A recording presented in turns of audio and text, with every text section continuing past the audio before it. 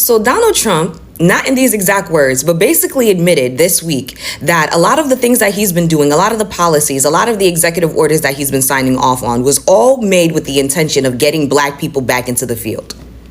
It was made with the intention of getting black people back into the field. All right, so on Tuesday, Donald Trump made an appearance, right, on CNBC's Squawk Box. And on that platform, he actually made a lot of commentary in regards to the situation with the deportations, migrant workers, the state of America's agriculture, and he made comments on inner city people not doing farm work. I want you to always remember that when they mention inner city, that means black. In Donald Trump's exact words, people that live in the inner city are not doing that work. They've tried. We've tried. Everybody tried. They don't do it. These people do it naturally. They don't get a bad back because if they get a bad back, they die. He also went on to say that they are very, very, very special people and they cannot be easily replaced. Remember what I said, anytime that they mention the words inner city people, inner city communities, inner city neighborhoods, that's black. That's code for black. Blackity black, okay? Black people. And it is because of that exact commentary that it reconfirms for me, okay? Not confirms, but reconfirms, meaning that I already knew. But it reconfirms that the plan from the very beginning with these executive orders, right, was to further destabilize black communities, further destabilize poor communities, but black mainly, so that you could put pressure on these communities so that you could get them to go back into the field, right? And then once you get them back in the field, bingo, you've made America great again. Modernized slavery. But black people said, fuck you and this little game that you want to play. Since we are the most valuable player on the scoreboard, we will remove ourselves and let's see if this game is still going to continue. And that's in fact what we're seeing right now. Donald Trump thought that by forcing all of these other people out, taking away our Medicaid, doing all of these things to further destabilize our community, that we would conform, that we would just do what he wants us to do, what the whites of this world, what white supremacy wants us to do. But black people decided to pull a Uno reverse and they did nothing, which is something that they're not used to black people doing. They're used to black people having this spirit of rebellion, having this spirit of revolution. But instead, black people decided that, you know what, I'm going to preserve my energy for me and my people, but I'm also going to remove myself from this game entirely.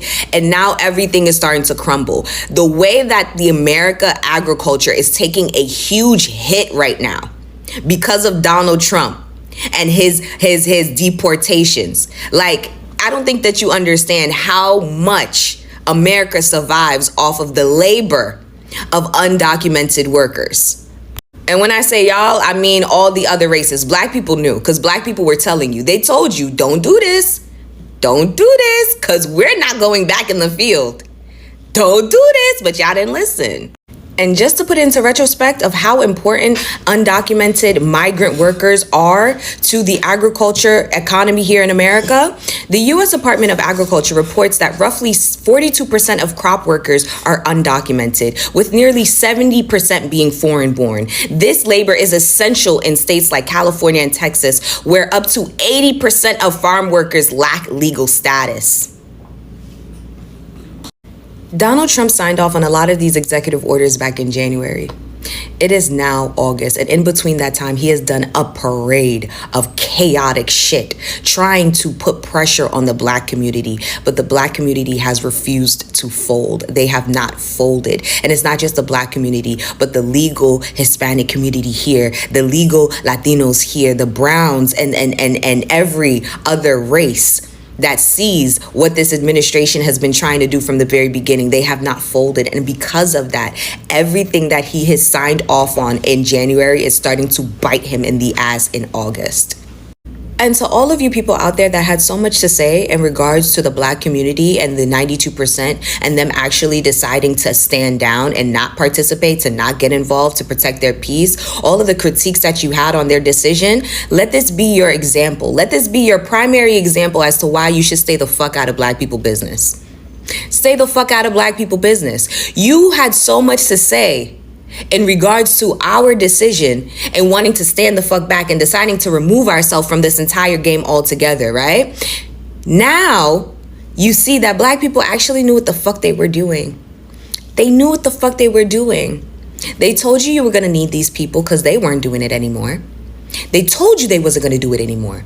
You still got rid of them people. You still got rid of the migrants. You still did and went through with the mass deportations, and now you guys want food. But you thought that the black people was going to get into the field. No, they wasn't going to do it. They wasn't going to do it. They wasn't going to do it. And now you see why they decided from the very beginning, oh, I see how this is going to play out. Exit stage left. Wow, so I just came across this video and I had to stop everything I was doing to talk about it. It says deportation was always intended to get black people back in the field. Now, that's a strong statement. And then there is a quote from Trump saying, inner city black people are not doing the jobs, they can't be replaced. This is deep. Let's unpack this because if this is true, it's not just history repeating itself, it's the same game with a different name. So first, let's break it down. When we talk about the field, we are talking about slavery times when black people were forced to work in plantations, picking cotton, doing hard labor with no freedom. Now, deportation, that's when the government sends people out of the country, usually immigrants without legal papers. So the claim here is deportation policies are not just about immigrants, they must also be connected to forcing black communities into certain kinds of low-paying, hard jobs. It's like take people out of the workforce and then say, hey, you have no choice now, you gotta do this work. So in the clip, Trump is quoted saying, inner city black people are not doing certain jobs, they can't be easily replaced. That sounds like he's saying these jobs need someone and the people who used to do them are not doing them anymore. Yeah, this is what he's saying. Now, you can take that in a few ways. Is he blaming black communities for not doing low-paying, labor-heavy jobs? Or is he hinting that there is a plan to push them back into those roles? Either way, the language is dangerous because it paints a picture that certain people are supposed to do certain jobs just because of who they are. So let's be real. History has a way of coming back around if you don't watch it. In slavery days, black labor built economies for free. So after slavery ended, they brought in sharecropping, still a way to keep people in the fields. So fast forward to now, many of the hardest, lowest paying jobs are still done mostly by minorities, Black, Latino, immigrant communities. If deportations push immigrants out, who is left to fill those jobs? Exactly, the same groups who have always been in the crosshairs. It's like chess. Every move is to make sure certain people stay at the bottom of the board. So this is not just about Trump. This is not just about one policy. This is about a system. Yeah, it's about a system. If you are not careful, they can use laws to make life harder for some people, then act like they are doing us a favor. They will still they will say things like it's about jobs for Americans, but when they say Americans, who are they really talking about? Huh? It's about control. It's about keeping wages low.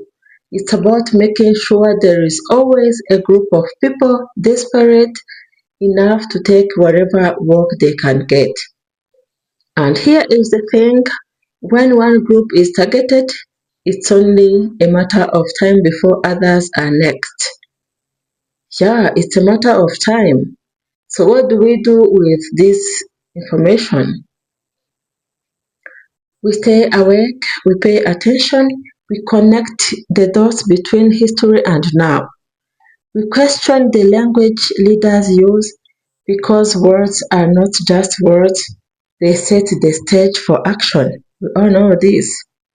And we remember that the fight for fair work, fair pay, and fair treatment is not over. If we ignore it, the same chains just come back in a different form. So yeah, this video is more than just a random TikTok clip. It's a reminder that the system has layers. And if you don't peel them back, we get played. So what do you think? Is deportation just immigration policy? Or is it part of a bigger plan? Drop your thoughts in the comments. Let's talk about it because the more we talk, the harder it is for history to repeat itself.